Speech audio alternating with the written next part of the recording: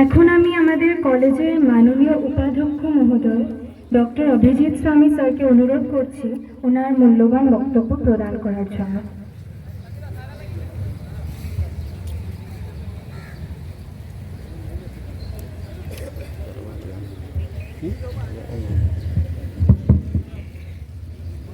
মঞ্চে উপস্থিত শিলচর মেডিকেল কলেজের প্রিন্সিপাল প্রফেসর ভাস্কর গুপ্তা, অধীক্ষক প্রফেসর দেব চক্রবর্তী, বিভিন্ন বিভাগীয় প্রধান, আপনারা যারা শিলচর মেডিকেল কলেজের ছাত্র, বিভিন্ন পর্যায়ের কর্মচারী উপস্থিত, সিকিউরিটি পার্সোনেল এবং আপনাদের সবাইকে আমার তরফ থেকে আজকে আমাদের ৭৮তম স্বাধীনতা দিবসের সাধারণ অভিবাদন জানাচ্ছি।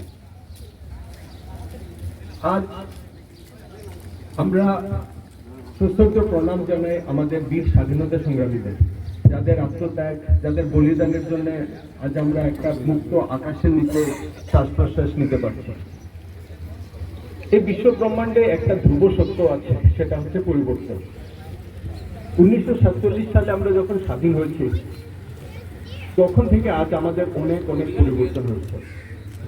আমরা অর্থনৈতিক দিক থেকে এগিয়ে গেছি। আজ ভারতবর্ষ হচ্ছে বিশ্বের অন্যতম র্যাপিডলি গ্রোয়িং ইকোনমি।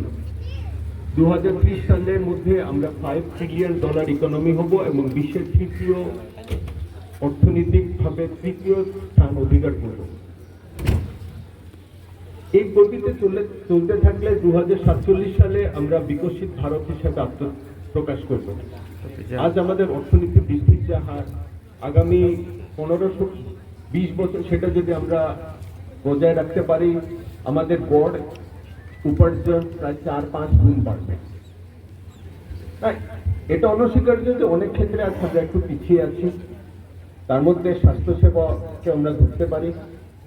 আমাদের সরকার, কেন্দ্রীয় সরকার, রাজ্য সরকার আমাদের স্বাস্থ্য ক্ষেত্রে অনেক অনেক পরিকল্পনা নিচ্ছে।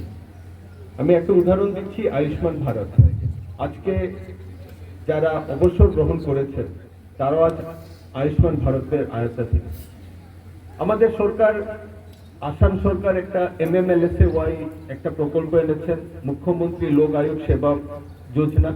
সেটার আমরা সবাই সেটার অংশগ্রহণ করতে পারি এবং সেটা আমাদের একটা স্বাস্থ্য বীমা বা হেলথ ইন্স্যুরেন্স হিসেবে কাজ করবে। একটা সুস্থ জাতি একটা দেশের একটা প্রধান স্তম্ভ। আমি আশা করব যে আপনারা সবাই সুস্থ থাকুন, সবাই ভালো থাকুন। এই আশা নিয়ে আমি আমার বক্তব্য শেষ করছি। জয় ভারত, জয় হিন্দ, ভারত মাতা কি জয়। ধন্যবাদ। धन्यवाद सर। मैं मर जाऊं तो मेरी पहचान लिख देना, मैं मर जाऊं तो मेरी पहचान लिख देना, माथे पर मेरे मेरा जन्म स्थान लिख देना।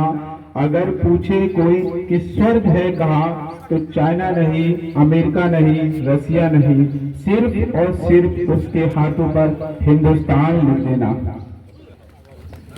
कार्यक्रम की श्रृंखला को आगे बढ़ाते हुए मैं आदरणीय अधीक्षक महोदय डॉक्टर देवा कुमार चक्रवर्ती सर से आग्रह करूंगा कि वो आए और इस पावन मेला पर अपने विचारों को व्यक्त करें।